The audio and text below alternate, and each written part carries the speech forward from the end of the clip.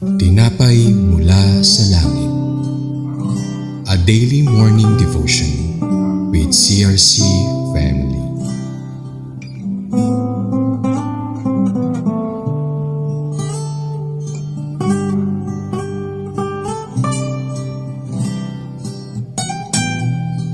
Isang mapagpalang umaga po sa ating lahat. God is good all the time, and all the time, God is good. Ako po si Brother Danny Quezon mula po sa CRC Antipolo Daughter Church. Samahan niyo ako sa ating programang Tinapay mula sa Langit, ang pang-araw-araw nating debosyon sa salita ng Diyos. Tayo po'y manalangin. Aming Diyos, kay buti mo sa amin. Marami pong salamat, kami po'y malayang makapakikinig ng mensahe mula sa iyong mga salita. Tulungan niyo kami na maunawaan namin ang nais mong ituro sa amin sa umagang ito. Ito po ang aking dalangin sa ngalan ni Jesus. Amen.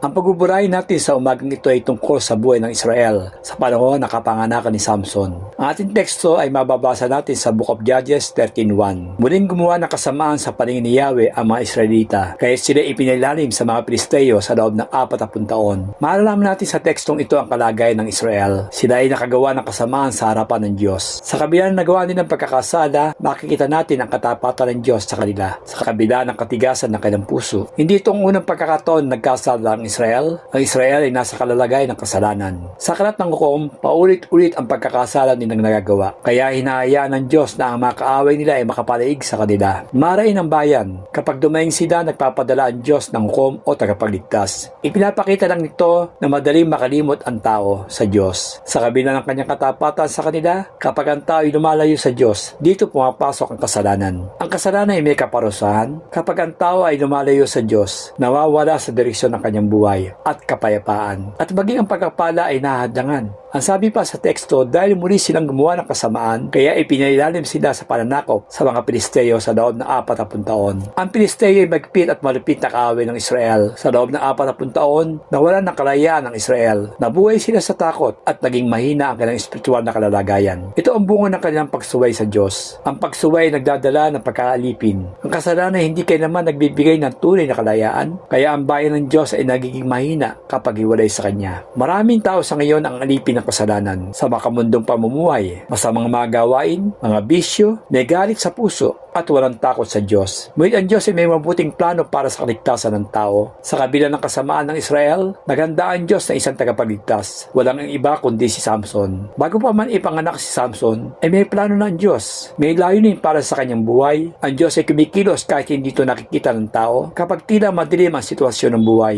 ang Diyos ay gumagawa pa rin ng paraan. Ang Diyos hindi sumusuko sa kanyang bayan. May pag-asa pa kahit tila at talunan na ang buhay. Ang biyaya ng Diyos ay mas dakila kaysa sa kasalanan ng tao. Ang kapanganakan ni Samson ay patunay ng katapatan ng Diyos. Hindi karapat-dapat ang Israel sa pagliligtas. Ngunit dahil sa habag ng Diyos, nagpadala siya ng tagapagligtas. Ipinapakita nito na ang Diyos ay mahabagin, ang Diyos ay tapat sa kanyang pangako, ang Diyos ay kumikilos para iligtas ang kanyang bayan. Kahit gaano nakalayo ang tao sa Diyos, handa pa rin siyang tumanggap at magligtas. Sa ating pagtatapos, ang buhay ng Israel sa panahon ng kapanakan ni Samson ay puno ng kasamaan, kasalanan, kahinaan at takot. Ngunit sa gitna nito, ang Diyos ay nanatiling tapat at nagbibigay ng pag-asa at handang magligtas sa lahat. Ano po ba ang mensahe ng Diyos ay pinapahayag niya sa atin ngayon? Kapag ang tao ay nanumbalik sa Diyos, siya ay makakalaya sa gapos ng tanigalan ng kasalanan. Siya ay magkakaroon ng bagong pag-asa at bagong buhay. Mga kapatid, may bahagi ba sa iyong buhay na naglalayo sa Diyos? Ikaw ba ay alipin ng kasalanan o takot?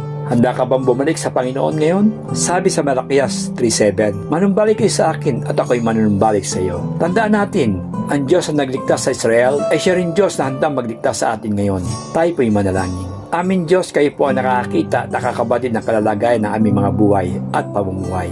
Batid niyo po ang aming mga kahinaan, takot, pangamba sa buhay. Ito ay bunga ng paulit-ulit na nagagawa naming kasalanan, nagdadala sa amin ng paglayo sa inyo. Patawarin niyo po kami at tulungan upang matatiling matatag ang aming relasyon at pananampalataya sa iyo. Salamat po, Panginoon, sa iyong pagmamahal at pagkalingang mong inukol mo para sa amin. Salamat, Panginoon Jesus, sa iyong pagmamahal. Sa umagang ito, patuloy namin kinikilala ang iyong kabuti at katapatan mo sa buhay namin. Ito po ang aming dalangin sa pangalan ni Jesus. Amen. Maraming pong salamat sa inyong pakikibahagi sa programang Tinapay Mula sa Langit. Lagi po natin pagnilayan ang salita ng Diyos mula sa ating mga puso. Dahil lubos ang ating maunawaan, muli pa kami samahan sa pagnilinihan ng kanyang salita dito sa programang Tinapay Mula sa Langit. Malaya po niyong i-share ang video ito sa iba. Pagpalain po tayong lahat ng ating Panginoon Jesus na ating tagapagligtas. Amen.